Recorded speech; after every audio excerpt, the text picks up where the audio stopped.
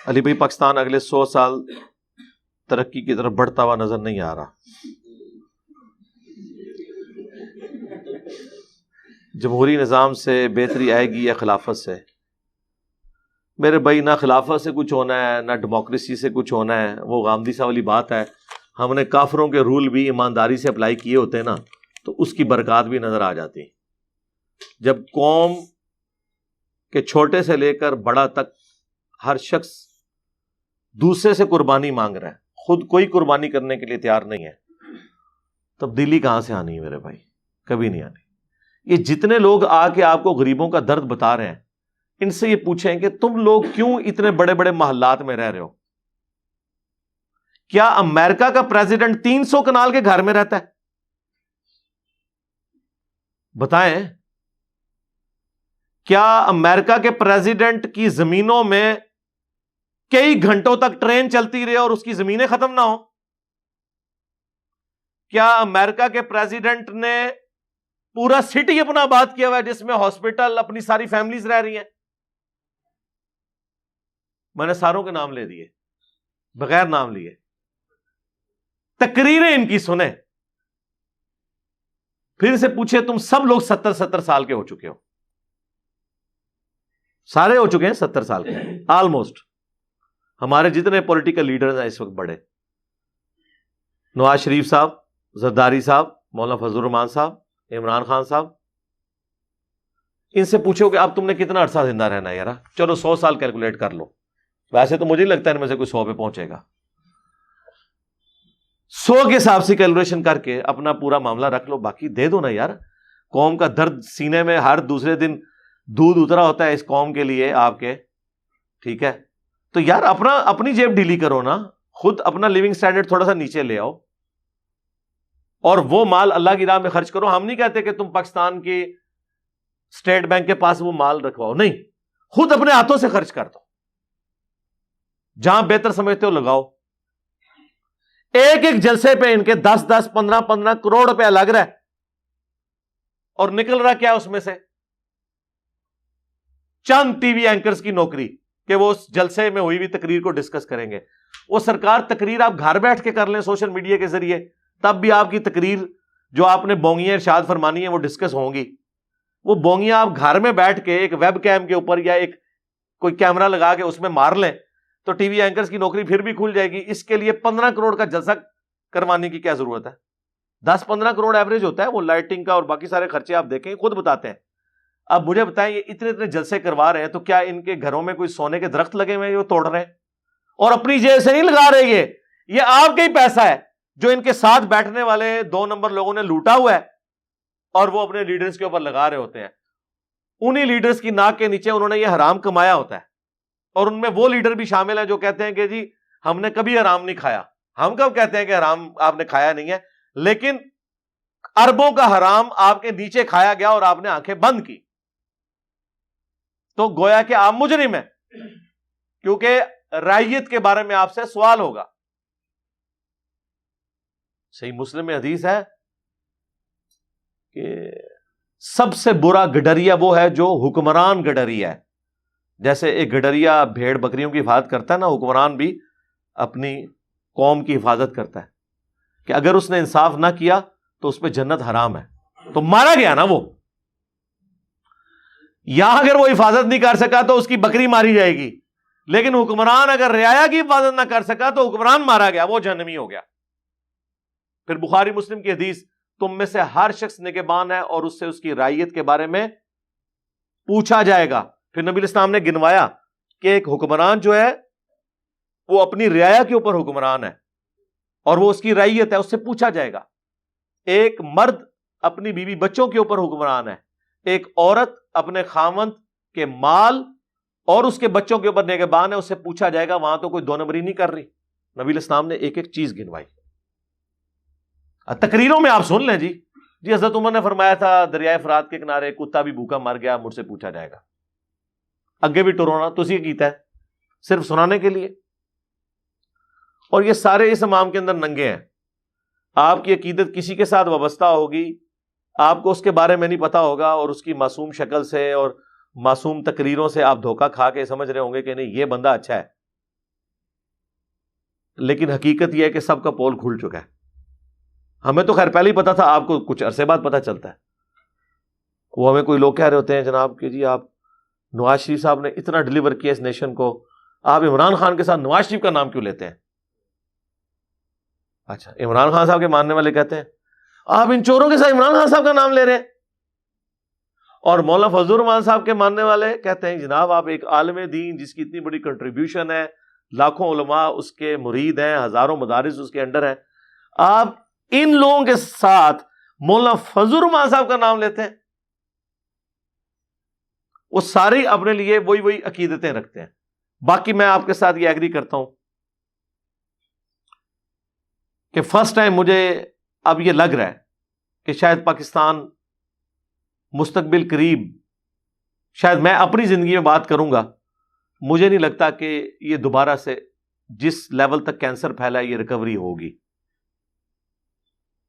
اس کے پیچھے ریزن یہ ہے, میرے منہ میں خاک, اللہ نہ کرے کہ ایسا ہو, لیکن ظاہر ہے جب کوئی مریض وینٹیلیٹر کے اوپر چڑھ جاتا ہے اس کے بعد اگر ڈاکٹر آ کے آپ سے یہ کہیں کہ یار یہ اب میڈیکلی آلموسٹ 5% اس کا دماغ چل رہا ہے, کچھ عرصے بعد تو اس کی ڈیتھ ہو جائے گی, وینٹیلیٹر سے ہم ہٹا لیں گے, تو ظاہر ہے وہ آپ ڈاکٹر کو آپ یہ تو نہیں کہتے کہ بندہ تو مارتا ہے, ہر بندے نے مرنا ہے. پاکستان کے ساتھ جو کچھ 70 سالوں میں اشرافیہ سے لے کے نیچے تک لوگوں نے کیا, اس کا اینڈ رزلٹ یہی نکلنا تھا. بچپن سے ہر بندہ ایک محاورتاً جملہ بولا کرتا تھا, دیکھیں جی پاکستان پہ اللہ کا خاص کرم ہے, ہر بندہ ہی کھا رہا ہے اور مکدا نہیں. ہوں مک گیا نا, لگ گیا تھا نا پتا, بھوک پئی ہے نا. ایک قسط نہ دے آپ کو آئی ایم ایف, آپ اپنی فوج کی سرکاری ملازمین کی تنخواہیں نہیں دے سکتے, پینشنیں نہیں دے سکتے. اب مجھے بتائیں جب آپ ملینز آف پیپل کی تنخواہیں اور پینشنیں نہ دیں تو مارکیٹ میں جتنی دکانیں ان سے خریداری کون کرے گا؟ وہ بھی مارے گے. کروڑوں لوگ, سری لنکا کا حال آپ نے دیکھ نہیں لیا. اب آج میرا حال ہے آئی ایم ایف کی ٹیم نے وہاں جانا ہے, یا کل منڈے والے دن جانا ہے, اور وہ کہہ رہے ہیں ہمارے پاس اب قسط اتارنے کے لیے کچھ نہیں ہے, آپ ہمیں ویسے کوئی فی سبیل اللہ کچھ دے دیں.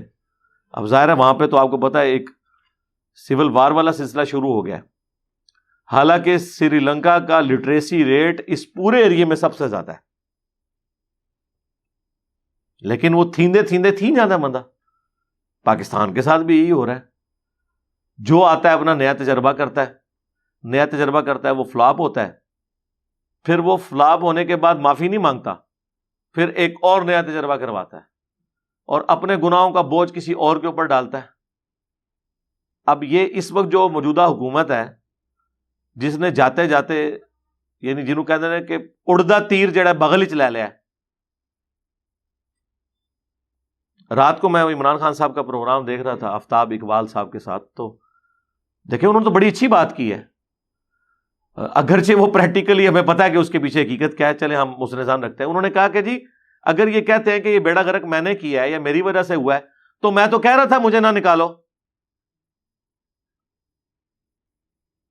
میں تو یہ کہہ رہا تھا. وہ کہہ رہے ہیں میں نے شوکت ترین صاحب کو بھی بھیجا نیوٹرلز کے پاس کہ مجھے نہ نکالو, میری مدد کرو, مجھے نہ نکالو.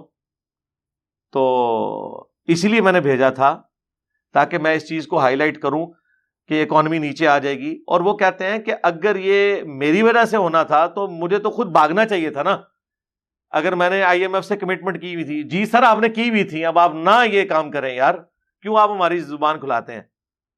تو کہتے ہیں ٹھیک ہے میں اس کا بوجھ اٹھا لیتا, لوگوں نے مجھے گالیاں دینی تھی نا.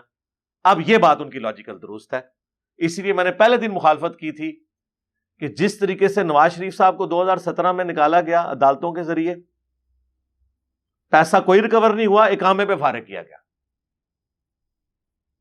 وہ بھی غلط طریقہ تھا اور یہ بھی غلط طریقہ ہے. لیکن وہ دوسرے کہتے ہیں نہیں جی آئینی طریقہ ہے, عدم اعتماد پیش کی ہم نے, وہ آئینی طریقہ ہے لیکن اخلاقیات بھی کوئی دنیا میں چیز ہے. دوسری طرف آپ چارٹر آف ڈیموکریسی میں ایگری کیے ہوئے ہیں کہ ہم کسی کی حکومت نہیں گرائیں گے, تو کیا یہ چارٹر آف ڈیموکریسی کے تحت یہ جرم نہیں تھا عدم اعتماد پیش کرنا؟ کنٹینیوشن ہونے دیں, 5 دفعہ اسمبلیاں 5 سال پورے کریں, آپ اس کا رزلٹ دیکھ لیں گے. انڈیا میں 40% پارلیمنٹیرین کرپشن میں ڈوبے ہوئے ہیں, لیکن انڈیا اوپر جا رہا ہے. کیونکہ تسلسل ہے پالیسیز کا. ہم کہتے ہیں 2 چارٹر آپ لکھ دیں, ایک چارٹر آف ڈیموکریسی, تمام جماعتیں, کسی کی حکومت نہیں آپ گرائیں گے, 5 سال عوام فیصلہ کریں کہ اس کو اگلی حکومت دینی ہے نہیں.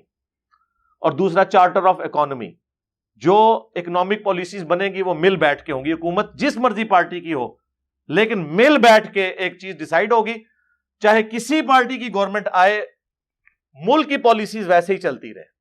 جس طرح یہ FATF کے چکر میں ہوا ہے نا, سب بیٹھ کے انہوں نے چلایا ہے نا, تو انشاءاللہ تعالیٰ اب امید ہے کہ ہم, ابھی ان آفیشیل خبریں تو آ گئی ہیں کہ گرے لسٹ سے انشاءاللہ نکل جائیں گے, وائٹ میں آ جائیں گے, تو فائدہ ہوتا ہے اس طریقے سے. تو یہ 2 چیزیں کر لیں اور معاملات کو آگے لے کے چلیں. باقی عمران خان صاحب تو اپنی جگہ بالکل ٹھیک کہہ رہے ہیں, لیکن وہ جو ان کا انٹرویو تھا, وہ اس میں اس پورے انٹرویو کی تھیم یہی نکلی ہے کہ یہ عمران خان صاحب کو امریکہ نے نہیں نکالا, نیوٹرلز نے نکالا ہے. تو میں سوچ رہا تھا کہ یار یہ میرے تو خیر وہ بڑے بھائیوں کی طرح آفتاب اقبال صاحب ایک پڑھا لکھا بندہ ہے, اور وہ شروع میں کہہ رہا ہے جی میں بڑا نیوٹرل قسم کا انٹرویو لوں گا, لیکن وہ انٹرویو کیا تھا, انٹرویو لینا ہے تو مجھے انٹرویو دینا ہے عمران خان صاحب بھی اور نواز شریف صاحب بھی, میں تو دساں نیوٹرل کہنے کہ انہوں نے ایک شے پھکی رکھ کے میں سامنے رکھاں گا اور میں کہاں گا جواب دو. یہ 2 سٹیٹمنٹس بیک وقت کس طرح, جیسا مولویوں کہتے ہیں نا, یہ دیکھو یہ دیکھو, ایک طرف کہہ رہے ہو میں نے نیوٹرلز کو کہا کہ ہماری گورنمنٹ نہ گرنے دے, تو اس کا مطلب پتہ کیا ہے, نیوٹرلز نے گرائی ہے, پھر امپورٹڈ حکومت والا یہ نعرہ جعلی ہوا, اور یہی مطلب لیا جا سکتا ہے. دوسرا مطلب اگر آپ نے لیا تو اس کا مطلب یہ ہے کہ نیوٹرلز نے امریکہ کے ساتھ مل کے آپ کو نکالا, مراد یہ کہ ہماری فوج نعوذ باللہ امریکہ کی ایجنٹ ہے. تو یہ تو عمران خان صاحب کبھی نہیں کہیں گے, چاہے وہ دل میں مانتے بھی ہوں, زبان سے نہیں کبھی کہیں گے. تو جب زبان سے نہیں کہہ رہے تو پھر لیڈرشپ ہی کوئی نہیں. اور یہ ایسا ہے بھی نہیں ہے کہ ایسا اس طریقے سے ہوا ہے. وہ رات کو جو انہوں نے انٹرویو میں مارا ہے نا, وہ وہی ہے, واقعی نیوٹرل سے ہی نکالا ہے. یہ بات ٹھیک ہے بھائی, اب دونوں باتیں تو درست نہیں ہو سکتی نا. اور رات کو تو اس نے وہ قاسم سوری جو ہے, بعض کا تو مجھے اتنا غصہ آتا ہے کہ میرا دل کرتا ہے وہ جو آخری چھوٹی والی یہ ہے ختم کر دوں اس کے نام کے ساتھ سے. اس نے پتہ کیا ٹویٹ کی ہے, اب دیکھیں یہ لوگ کتنے بیوقوف لوگ ہیں. ایسے لوگ عمران خان صاحب کو مروائیں گے, اپنے آپ کو بھی. اس نے ٹویٹ میں لکھا ہے کہ ذرا خیال رکھنا کہ پاکستان کے جو میزائل ہیں شاہین, غوری, نصر, بابر, کہیں وقت آنے پر یہ بھی نیوٹرل نہ ہو جائیں. یعنی پاکستان کے ڈیفنس کے پروگرام کو, جس کا تعلق فوج کے ساتھ صرف اتنا ہے کہ فوج اس کی حفاظت کرتی ہے, یہ سب سویلینز ہیں جنہوں نے یہ سارا پروگرام بنا کے آپ کو میزائل اور ایٹامک ٹیکنالوجی دی ہے, جن کا کوئی تعلق نہیں ہے ان کے ساتھ, جن کو آپ نیوٹرلز کہتے ہیں, سوائے اس کے کہ ان کو بجٹ گورنمنٹ ان کے ذریعے دیتی ہے, اور ظاہر ہے وہ بجٹ بھی سول لوگ ہی دے رہے ہوتے ہیں نا, یا ان اکوپمنٹ کی حفاظت ان کے ذمہ ہے. اب آپ ڈیفنس کے اداروں کو بھی تختہ مشق بنائیں گے. کبھی آپ یہ سٹیٹمنٹ دیں گے کہ جی یہ امپورٹڈ حکومت لانے سے بہتر تھا کہ پاکستان پہ ایٹم بم مار دیا جاتا. اس طرح کی لینگویج کوئی اپنے ملک کے بارے میں استعمال کرتا ہے. کبھی آپ یہ کہیں کہ جی ہم اس سے بہتر ہے کہ ہم افغانستان میں چلے جائیں اس کو چھوڑ کے, اور یہ کون ایک صوبے کا وزیر اعلیٰ کہہ رہا ہے. یہ ان لوگوں کا آپ انٹلیکچوئل لیول دیکھیں. لہٰذا میرا خیال ہے وہ جو اگلے دن ہوٹل میں ایک بندے نے کھڑے ہو کے عمران خان صاحب کو کہا تھا کہ یہ جو آپ نے چاپلوس لوگ ارد گرد اپنے بٹھائے ہوئے ہیں یہ آپ کو مروائیں گے, اتنی بڑی داڑھی تھی, اور بالکل صحیح کیا سی جو انہیں جدی کٹ لا چڑی بات. اور یہی ہوتا ہے جب اس طرح کے لوگ آتے ہیں نا, جو پورے اخلاص کے اندر کسی کو سمجھا رہے ہوتے ہیں, تو اس وقت ان چیزوں کی طرف توجہ نہیں. مجھے بھی واقعی اس وقت اب صورتحال ملک کی سنبھلتی ہوئی نظر نہیں آ رہی, کیونکہ ڈیمیج بہت بڑے لیول کا ہے. دیمک چاٹتی رہتی ہے, اچانک ایک دن درخت نیچے آ جاتا ہے. ہم بچپن سے سنتے ہیں دیکھو جی پاکستان نیچے مکدا, اس طرح ہوتا ہے یار کوئی چیز نہ ختم ہو, اتنی بے دردی سے آپ خون کریں کسی چیز کا. تو آہستہ آہستہ آہستہ معاملات اس طرف چلے گئے. ابھی بھی اگر ہم اکٹھے ہو کر معاملات کو سنبھالیں تب بھی کئی ڈیکیز چاہیے اس کی ریکوری کے لیے. میرے پاس تو صرف یہ سلوشن ہے, نمبر 1, جو لوگ افورڈ کر سکتے ہیں اپنے بچوں کو باہر کے ملکوں میں بھیج دیں پڑھنے کے لیے, سیٹل ہونے کے لیے. کم از کم وہاں سے ریمیٹنس آئے اور یہ ملک چلے آگے. اور یہ پرواہ نہیں کرنی جی اتھے جی غیر مسلامی ہے, اتھے تو اسلامی بھی ویک لیا جی. اسی جائیں, جتنے لوگ یہاں سے گئے ہیں وہاں جا کے انہوں نے داڑیاں رکھ لی ہیں, قرآن ترجمے سے پڑھا, ادھر پوری زندگی ان کے ابے ان کے دادے قبر کے پجاری تھے, وہاں جا کے ہماری ویڈیوز دیکھ کے مواحد ہو گئے ہیں, ان کو تو ایمان مل گیا ہے. جب کافروں سے انٹریکشن ہوتا ہے تو کہتے ہیں چلو یار ہم بھی قرآن پڑھے کہ ہمارا دین کیا کہتا ہے, وہ اسلام کے زیادہ قریب ہی ہوئے ہیں. ایک کیڑا دماغ جو کڈو. اور یہ مولوی ڈالتے ہیں, لیکن اس مولوی کو جا کے آپ ڈالر یا پاؤنڈ دیں, وہ کبھی نہیں پوچھتا کہ یہ تو باہر سے آئے ہیں, میں نے نہیں لینے. آپ کہتے ہیں باہر کے ملکوں میں آباد ہونا, نوکری کرنا حرام ہے. فرق دیکھا آپ نے؟ اچھا, ایک تو حال یہ ہے. نمبر 2, پاورٹی سرکل سے غریبوں کو نکالنے کے لیے ان کی تعلیم کا خرچہ اٹھائیں, بجائے بے شمار حج اور عمرے کرنے کے ایک حج کر لیں جو فرض ہے, ایک آدھ عمرہ کر لیں, باقی جو ہے نا یہ سب نفلی چیزیں ہیں, ان سے بہتر چیز ہے. تو بجائے ان نفلی کاموں میں اپنے مال کو لگانے کے, آپ اس سے بہتر کام میں لگائیں کہ کسی غریب کا خرچہ اٹھا لیں. پاکستان جیسے غریب ملک میں کسی کو غربت کے دائرے سے باہر نکالنا ہے تو آپ کوئی ایک بچہ پڑھا دیں, اور اکثر لوگ جو ہیں اپنے بچوں کو پڑھا نہیں پاتے, بچے بہت لائق ہوتے ہیں صرف خرچے کی وجہ سے. اب تو کالج یونیورسٹیز کے خرچے آپ ذرا دیکھیں تو اس طریقے سے اوپر آ سکتا ہے ملک. نمبر 3 یہ ہے کہ آپ جتنی کوشش کر سکتے ہیں اللہ کی راہ میں خرچ کریں, اپنے غریب لوگوں کے اوپر پیسہ لگائیں, بجائے مڑ مڑ کے اپنے لوگوں کو ہی خرچ کرنے کے. آپ کے گھروں میں جو کام کرنے والے ہیں, آپ کے جو رشتہ دار ہیں, آپ کے محلے دار ہیں, تھوڑا بہت جو آپ ان کو سپورٹ کر سکتے ہیں وہ سپورٹ کریں, اپنے ساتھ شیئر کریں. اس بری صورتحال میں بھی میں آپ کو بتا دوں, یہ ملک صرف غریب اور middle class, lower middle class کے لیے اس وقت مشکل بنا ہوا ہے. ادروائز جو ایلیٹ کلاس ہے نا, وہ تے جناب اونا دا دسے کیوئس تے سرکڑائی وچ ہے جی. آئیڈیل موقع ہے اس وقت, ان کا مال ملٹی پلائی ہو رہا ہے, ان کو نہیں فرق پڑ رہا. یعنی اگر آپ کہیں گے کسی پراپر ڈیلر کو فرق پڑ رہا ہے جو بڑے لیول کا ہے, کسی فیکٹری آنر کو جو بہت بڑے لیول کا ہے اس کو فرق پڑ رہا ہے, نہیں. وہ تو باہر سے اگر مال پہلے منگوا رہا تھا $1,00,000 کا, اب آ رہا ہے $1.5 lakh کا, تو وہ آگے اتری قیمت بڑھا دے گا, اسے تو کوئی فرق نہیں پڑتا. فرق عام بندے کو پڑ رہا ہے, جس کی تنخواہ 8 سے 5 سال پہلے 50,000 تھی, اب بھی 50,000 ہے, لیکن اس تنخواہ کی ورتھ 20,000 رہ گئی ہے. تنخواہ 5,000 ہی ہے, ورتھ قیمت اس کی 20,000 رہ گئی ہے, کیونکہ چیزیں مہنگی ہو گئی ہیں نا. تو فرق پڑ رہا ہے اس طبقے کو جو بہت امیر طبقہ ہے. تو سرکار تھوڑی باقیوں کو بھی ساتھ لے کے چلیں یار, ملک کے اندر اکنامک ایکٹیویٹیز جنریٹ کریں. چوتھا سلوشن میرے نزدیک یہ ہے کہ سی پیک ایک اب آخری امید کی کرن ہے کہ اس کے اوپر تھوڑی توجہ دی جائے. اور اس کے ساتھ آپ کو پتہ ہے انڈسٹریل زون بھی بننے تھے, کتنے لوگوں کی نوکریاں کھلنی تھی یار. سی پیک کی مد میں صرف آپ کو سال کا $4 ارب ٹیکس کی مد میں مل جانا تھا. اتنا ہی آپ کے بجٹ کا خسارہ ہوتا ہے, آپ کو پوری زندگی IMF جانے کی ضرورت ہی نہیں پڑنی تھی. $4 ارب بغیر کچھ کیے ہوئے ملنا تھا. صرف یہاں سے جو ٹریڈ ہونی تھی نا, اس کے جو ٹیکسز ہیں, جو کرایہ آپ نے وصول کرنا تھا, وہ آپ کو ملنا تھا. اس کو بھی آپ نے دیکھا کس طریقے سے سازش کر کے معاملات کو چلایا گیا. تو دلیری تو دکھانی پڑے گی نا, اور کال اور فیل میں تضاد نہ ہو. اور میں تو کہتا ہوں اب یہ جو بڑے بڑے میٹرز ہیں نا, ان کو تو کیمرے میں ڈسکس کریں تاکہ ماننے والوں کو اپنے لیڈرز کی 2 نمبریاں پتہ چل جائیں. یہ اتنے بے ایمان اور 2 نمبر لوگ ہیں, میڈیا کے سامنے آ کے اور سٹیٹمنٹ دیتے ہیں, اندر سے انہیں بھی پتا ہوتا ہے یہ معاملہ اس طرح نہیں ایسے تھا. لیکن یہ اگر میڈیا پہ آ کے مخالفین بھی ان کے بیٹھے پوائنٹس ڈسکس کریں تو آپ کو سب کی 2 نمبری کھل جائے گی. ڈاکومنٹیشن تو ہوئی بھی ہے نا.